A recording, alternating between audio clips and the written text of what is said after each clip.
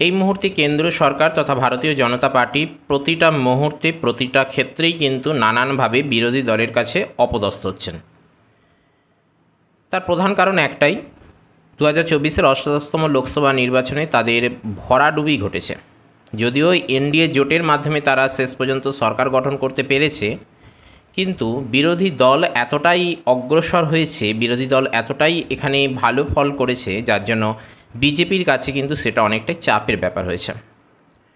সমগ্র ভারতবর্ষে বিজেপির হার কতটা হয়েছে বলা না গেলেও যে সকল কেন্দ্রগুলিতে বিজেপি আশা করেছিল তাদের বিশাল জয়লাভ ঘটবে, সেই সকল ক্ষেত্রগুলিতে কিন্তু তাদের ভরাডুবি ঘটেছে।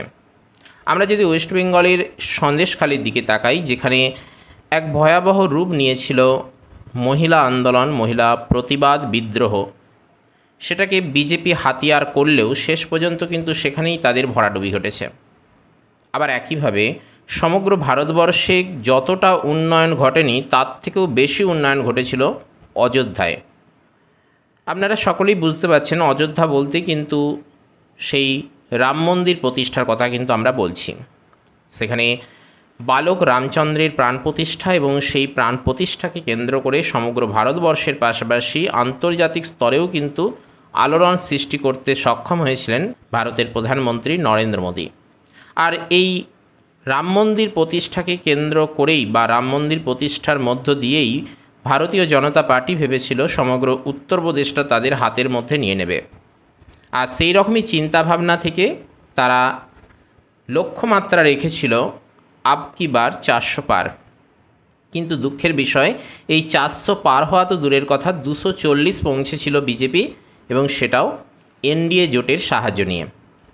তো আজকের এপিসোডে আমরা যে ব্যাপারটা নিয়ে কথা বলবো, যে রাম মন্দির প্রতিষ্ঠা তো করলেন নরেন্দ্র মোদী মহা সমারোহের সঙ্গে, কিন্তু সেই রাম মন্দির যে লোকসভা কেন্দ্রের মধ্যে পড়ছে, অর্থাৎ অযোধ্যা লোকসভা কেন্দ্র, সেখানেই কিন্তু একেবারে লজ্জার হার হয়েছে ভারতীয় জনতা পার্টির। সেই সঙ্গে উত্তরপ্রদেশ যে 80টি লোকসভা কেন্দ্র নিয়ে গঠিত, সেই 80টার মধ্যে 2019-এর দিকে তাকালে আমরা যেটা দেখতে পাচ্ছি, 62টা আসন পেয়েছে। সেখানে এবারে 2024-এর নির্বাচনে সেটা দাঁড়িয়েছে 33-এ। বাকি ভোট কাদের গেল? বাকি ভোট কিন্তু সমাজবাদী পার্টির কাছে চলে গেছে। আজকের এপিসোডে আমরা আলোচনা করব এই উত্তরপ্রদেশের মতো একটা গুরুত্বপূর্ণ রাজ্যে, কেননা সকলেই জানেন এবং সকলেই এক বাক্যে স্বীকার করেন যে উত্তরপ্রদেশ যার, দিল্লির আসনও তার। অর্থাৎ প্রধানমন্ত্রী হতে গেলে কিন্তু উত্তরপ্রদেশ আগে কিন্তু আপনাকে নিজের ক্ষমতায় আনতে হবে। তাহলে উত্তরপ্রদেশ তো নরেন্দ্র মোদীর একেবারে হাতের মুঠোতেই ছিল, কেননা উত্তরপ্রদেশের যে চিফ মিনিস্টার বা মুখ্যমন্ত্রী যোগী আদিত্যনাথ, তিনি তো নরেন্দ্র মোদীর সঙ্গে অনেকটাই ভালো সম্পর্ক রেখেছিলেন। তাহলে এতটা পরাজয় কিভাবে হলো? তাহলে কি উত্তরপ্রদেশের মুখ্যমন্ত্রী যোগী আদিত্যনাথের সঙ্গে প্রধানমন্ত্রীর একটা মনোমালিন্য হয়েছে, নাকি এখানে আদৌ সেরকম উন্নয়ন ঘটেনি? ঠিক কী কী কারণগুলোর জন্য এই উত্তরপ্রদেশ সহ এই অযোধ্যাতে বিশেষত পরাজয় ঘটল, আজকের এপিসোডে আমরা একটু সংক্ষেপে আলোচনা করে নেব। কারণ যে উত্তরপ্রদেশ, যে অযোধ্যা ছিল বিজেপির কাছে গৌরবের বিষয়, আজ সেখানেই বিজেপি পরাজিত হয়ে গেছে। রাম মন্দির করেই যেন একেবারে রাম ধাক্কা খেলেন অযোধ্যায়। অনেকে বলছেন অযোধ্যা মোদীকে হারিয়ে প্রমাণ করল মন্দিরের পাথর গরিবের পেট কখনো ভরাতে পারে না, আর তারই যেন ফলশ্রুতি এবারের নির্বাচনের ফলাফলের মধ্য দিয়ে। তবে এই রাম মন্দিরের প্রতিষ্ঠা কিন্তু 2024-এর বিজেপির কোনো তাৎক্ষণিক সিদ্ধান্ত নয়। অর্থাৎ তাৎক্ষণিকভাবে সিদ্ধান্ত নিল এবং সেই মোতাবেক রাম মন্দির তারা প্রতিষ্ঠা করেছে, সেটা কিন্তু নয়। একেবারে সুদূর 1980, অর্থাৎ আজ থেকে 44 বছর আগে 1980 সালে একটা ইস্তাহার করে কিন্তু বিজেপি তথা ভারতীয় জনতা পার্টি জানিয়েছিল যে তারা রাম মন্দির তৈরি করবে, এবং সেই প্রতিশ্রুতি অনুযায়ী, সেই কথা অনুযায়ী কিন্তু তারা দীর্ঘ লড়াই, দীর্ঘ বিতর্কের মধ্য দিয়ে, বিতর্ক এই কারণেই বলছি যে এখানে আদৌ প্রাচীনকালে রাম মন্দির ছিল নাকি বাবরি মসজিদ ছিল, সে নিয়ে বিতর্ক সৃষ্টি হয়েছিল। এবং শেষ পর্যন্ত সুপ্রিম কোর্টের নির্দেশে, সুপ্রিম কোর্টের ফাইনাল জাজমেন্টের দ্বারা কিন্তু তড়িঘড়ি রাম মন্দির শেষ করতে পেরেছে ভারতীয় জনতা পার্টি, এবং এই তাড়াতাড়ি করার প্রধান উদ্দেশ্যই ছিল কিন্তু 2024-এর লোকসভা নির্বাচন। কিন্তু দুঃখের বিষয়, এত কিছুর পরেও কিন্তু এই অযোধ্যাতেই ভারতীয় জনতা পার্টির পরাজয় ঘটেছে। অর্থাৎ অযোধ্যার জনগণ এই রাম মন্দির প্রতিষ্ঠার দ্বারা কতটা সন্তুষ্ট হতে পেরেছেন এই মুহূর্তে বলতে পারবো না, তবে রাম মন্দির প্রতিষ্ঠার পেছনে যাদের কৃতিত্ব অর্থাৎ ভারতীয় জনতা পার্টি, তাদেরকে কিন্তু কোনোভাবেই মেনে নিতে পারেননি, আর তারই প্রতিফলন দেখা গিয়েছে ভোট বক্সে।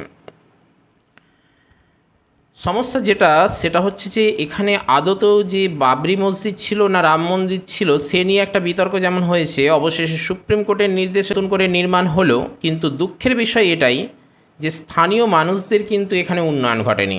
সেটা কীরকম দেখুন, এখানে রাম মন্দির প্রতিষ্ঠা হয়েছে, তাকে কেন্দ্র করে রাস্তাঘাট, বড় বড় হোটেল এবং সেই সঙ্গে এয়ারপোর্ট, সেই সঙ্গে রেল লাইন তৈরি করা ইত্যাদি সমস্ত কিছু হয়েছে, কিন্তু আর এগুলো করতে গিয়েই কিন্তু সাধারণ মানুষ, দুস্থ মানুষদেরকে কিন্তু এক কথায় উচ্ছেদ করা হয়েছে।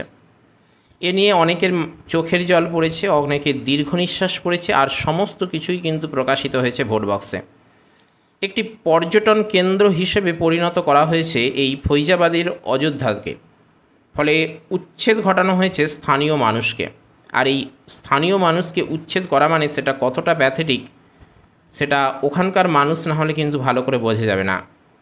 স্থানীয় মানুষদের দূরে সরিয়ে দিয়ে আন্তর্জাতিক মানের ব্যবসাদারদের সেখানে নিয়ে এসে উন্নয়ন ঘটানো হয়েছে। অর্থাৎ সেই অঞ্চলে যে দোকান বাজারগুলো রয়েছে স্থানীয় মানুষের, তাদেরকেও উচ্ছেদ করা হয়েছে, করে বাইরে থেকে ব্যবসাদারদেরকে নিয়ে এসে সেখানে বসানো হয়েছে, এবং তাদের কাছ থেকে তাদেরকে যে নিয়ে আসার প্রধান উদ্দেশ্য কিন্তু তারা বেশি পরিমাণে সরকারকে ট্যাক্স দিয়েছে। অর্থাৎ সরকারের এখানে কিন্তু উন্নতি ঘটেছে, কিন্তু সাধারণ মানুষের উন্নতি ঘটেনি। এরকমই কিন্তু অভিযোগ ওই অঞ্চলের মানুষজনের কাছ থেকে কিন্তু বিভিন্ন সময় বিভিন্ন রকমভাবে উঠে এসেছে। পর্যটন কেন্দ্র এখানে গড়ে তোলাই প্রধান উদ্দেশ্য হয়েছে। অযোধ্যা রাম মন্দিরের প্রতি বেশি কনসেন্ট্রেট দিতে গিয়ে ওই যে অযোধ্যার বাকি যে অংশগুলো রয়েছে ফৈজাবাদ জেলা, সেখানে কিন্তু বিশেষভাবে প্রাধান্য দেওয়া হয়নি। আর একটা অংশ বা একটা জায়গায় যখন উন্নয়ন ঘটানো হবে, তার পারিপার্শ্বিক অঞ্চলগুলিতে ততটা উন্নয়ন ঘটাতে না পারলেও কিছুটা হলেও করতে হবে। কিন্তু দুঃখের বিষয়, সেই সব জায়গাগুলোর প্রতি সরকার গুরুত্ব দেয়নি। এমনকি ওই অঞ্চলের মানুষ এমনও বলছে যে তাদের কাছ থেকে জমি, তাদের কাছ থেকে জায়গা নেওয়ার সময় সরকার যে প্রতিশ্রুতি দিয়েছিল, সরকার যে আশ্বাস দিয়েছিল, ভোটে জেতার মন্দির প্রতিষ্ঠা হওয়ার পর তা সম্পূর্ণ মিথ্যা বলে প্রমাণিত হয়েছে। আর এই সমস্ত কিছুই কিন্তু সংক্ষেপে মানুষ ভোট বক্সে কিন্তু তার রায় দিয়ে দিয়েছে। এখন যা পরিস্থিতি, যে বেশ কয়েকটা কারণ এই উত্তরপ্রদেশ এবং অযোধ্যার পরাজয়ের প্রধান কারণ হয়ে দাঁড়িয়েছে। যেমন ধরুন, স্থানীয় নাগরিকদের বা বাসিন্দাদের এখানে উচ্ছেদ করা, যার ফলে তারা অনেকটাই হেনস্থা হয়েছে। স্থানীয় ব্যবসায়ীদের এবং সেই সঙ্গে দোকান বাজারগুলিকে অগ্রাহ্য করা হয়েছে। সমগ্র ফৈজাবাদ কেন্দ্রের প্রতি অবজ্ঞা, উপেক্ষা ইত্যাদি করা হয়েছে। সংশ্লিষ্ট এলাকায় বিদ্যুৎ এবং পানীয় জলের যে সমস্যা এতদিন ছিল, তার মোটেই সমাধান হয়নি। এই সমাধান না করে কেবল রাম মন্দির প্রতিষ্ঠা করা এবং সেই মন্দিরের প্রতি টোটাল কনসেন্ট্রেশন দিয়ে দেওয়া, এটা কিন্তু মোটেই সরকারের পক্ষে করা উচিত হয়নি। এবারে আসি যে শুধু তো কেন্দ্র সরকারের দিকে ব্যাপারটা ঠেলে দিলে হবে না।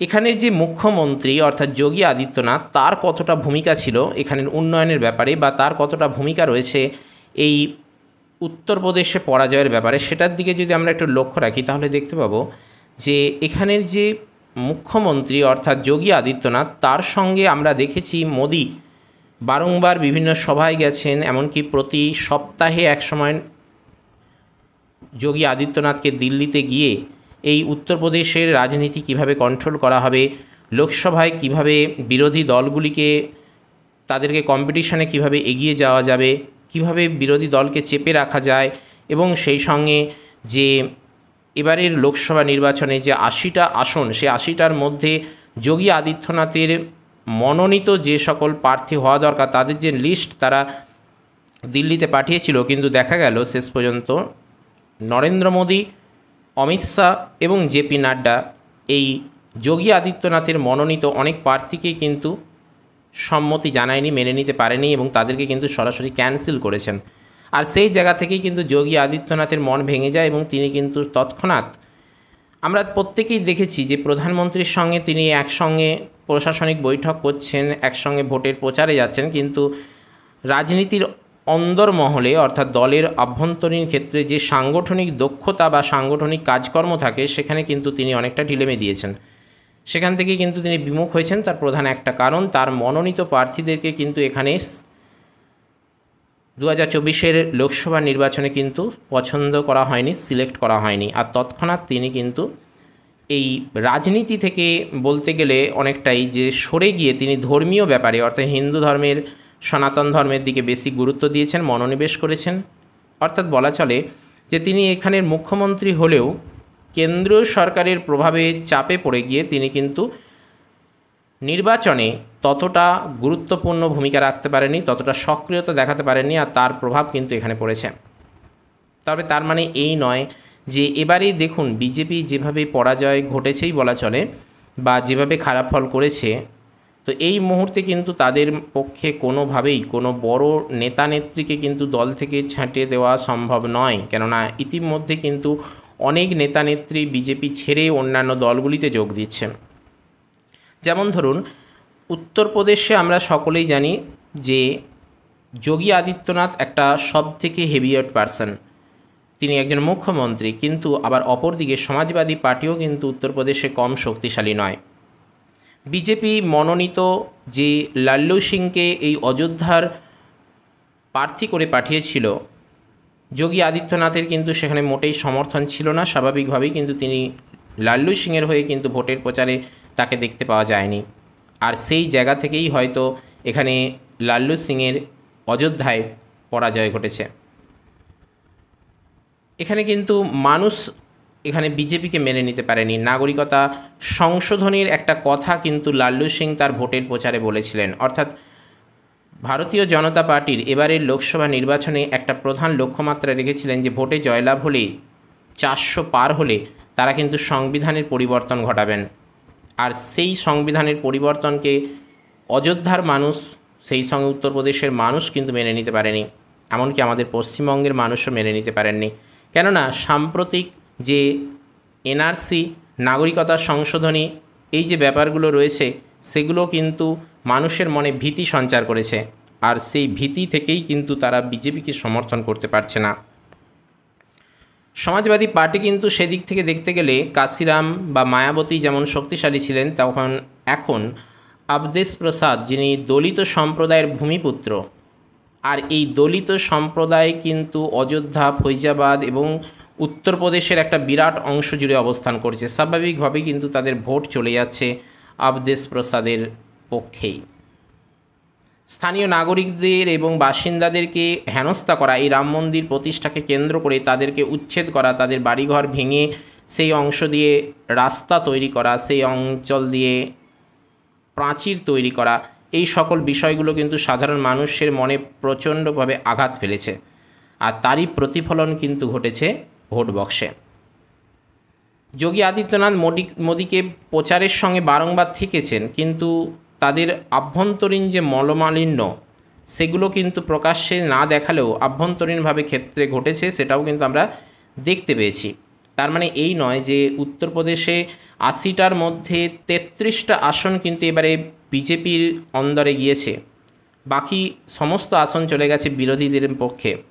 তো সেই জায়গা থেকে যে উত্তরপ্রদেশের নেতা নেত্রীদের ওপর ভারতীয় জনতা পার্টি কোনো গুরুত্বপূর্ণ ভূমিকা নেবে, তাদেরকে দল থেকে ছাঁটাই করবে বা তাদের ওপর কিছু গুরুত্বপূর্ণ চাপ দেবেন, সেটা কিন্তু এই মুহূর্তে বিজেপির পক্ষে সম্ভব নয়।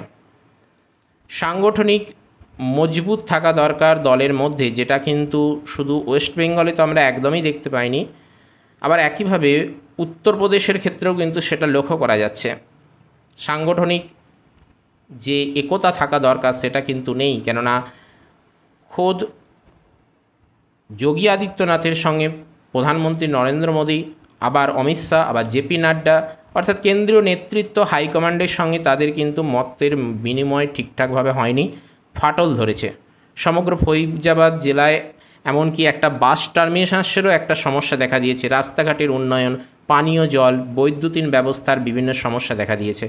সকলেই ভাবছেন উত্তরপ্রদেশের উন্নয়ন খুব দ্রুত হারে ঘটছে, সকলেই ভাবছে অযোধ্যার উন্নয়ন ভীষণভাবে ঘটছে, কেননা সেখানে বাইরের পর্যটকদের আনার জন্য সেখানে বাস টার্মিনাসের পাশাপাশি রেললাইন নির্মাণ হয়েছে, এয়ারপোর্ট তৈরি হয়েছে, বড় বড় রাস্তা তৈরি হয়েছে, বিদ্যুৎ এবং জলের সুব্যবস্থা তৈরি হয়েছে। এমনকি সমগ্র রাম মন্দিরটাকে কেন্দ্রীয় পুলিশ দ্বারা বা কেন্দ্রীয় বাহিনী দ্বারা 24 ঘন্টায় অতন্দ্র প্রহরীর মতো ঘিরে রয়েছে। সমস্ত কিছু স্ট্রাকচার দেখলে সেখানে গেলে আনন্দে উদ্ভাসিত হতে হয়, কিন্তু সেখানকার মানুষের দুঃখ যন্ত্রণা, সেখানকার মানুষের কষ্ট কিন্তু আমাদের চোখের সামনে প্রতিফলিত হয়তো হয় না, আর সেই প্রতিফলনই কিন্তু ঘটেছে ভোট বক্সে। এই বিভিন্ন কারণ কিন্তু রয়েছে খোদ অযোধ্যায় বিজেপির পরাজয়ের পেছনে। বিজেপি ভেবেছিল অযোধ্যায় রাম মন্দির প্রতিষ্ঠার মাধ্যমে অযোধ্যাকে কেন্দ্র করে সমগ্র উত্তরপ্রদেশ তাদের হাতের মুঠোয় নিয়ে চলে আসবে এবারের লোকসভা নির্বাচনে। আবার পাশাপাশি পশ্চিমবঙ্গেও সন্দেশখালীকে ইস্যু করে একটা বিপুল পরিমাণে ভোট টানতে চেয়েছিল বিজেপি, কিন্তু দুঃখের বিষয় যেগুলিকে তারা কেন্দ্র করেছিল সেইগুলোতেই কিন্তু তাদের মুখ থাবড়ি খেয়ে পরাজয় ঘটেছে।